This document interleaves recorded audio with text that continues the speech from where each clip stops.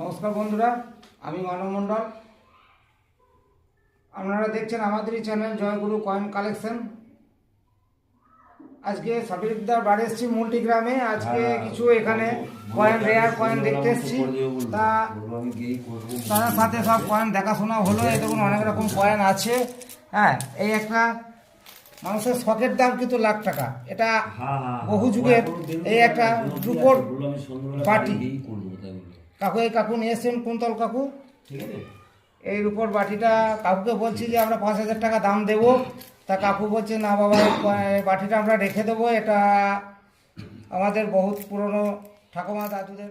আচ্ছা আচ্ছা আচ্ছা আচ্ছা, বেশ বেশ বেশ বেশ বেশ বেশ বেশ, আচ্ছা আচ্ছা তোর 500 টাকাটা আজকে এই যে কয়েনগুলো সাবিরদার কাছে নেওয়া হচ্ছে, এগুলো 4 টাকা করে পার পিস দাম দিচ্ছি। আর এগুলো 6 টাকা 50 পয়সা করে 5 টাকার কয়েনগুলো দাম দিচ্ছি।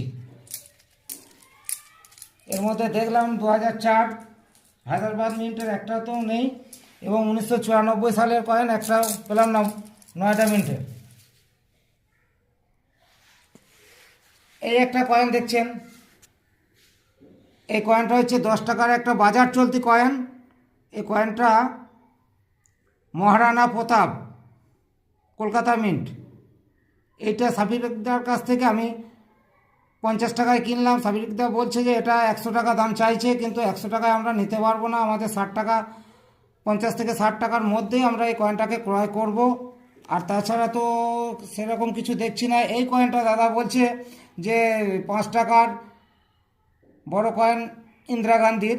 এটা বলছে যে আমরা তো ইউটিউবে দেখছি এই কয়েনটার অনেক দাম, কিন্তু আমি বই মিলিয়ে দাদার কাছে দেখলাম যে না, এটা 20 টাকা 30 টাকার বেশি এই কয়েনটা ক্রয় করা যাবে না।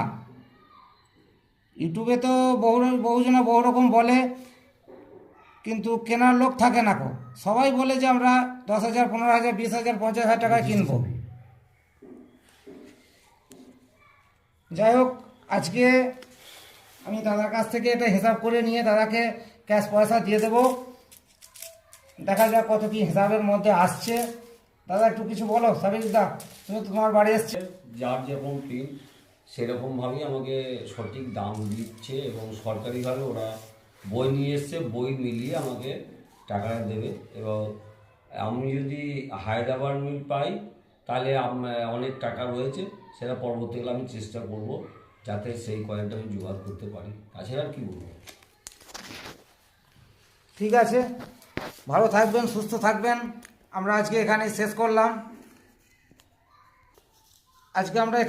করলাম। ধন্যবাদ।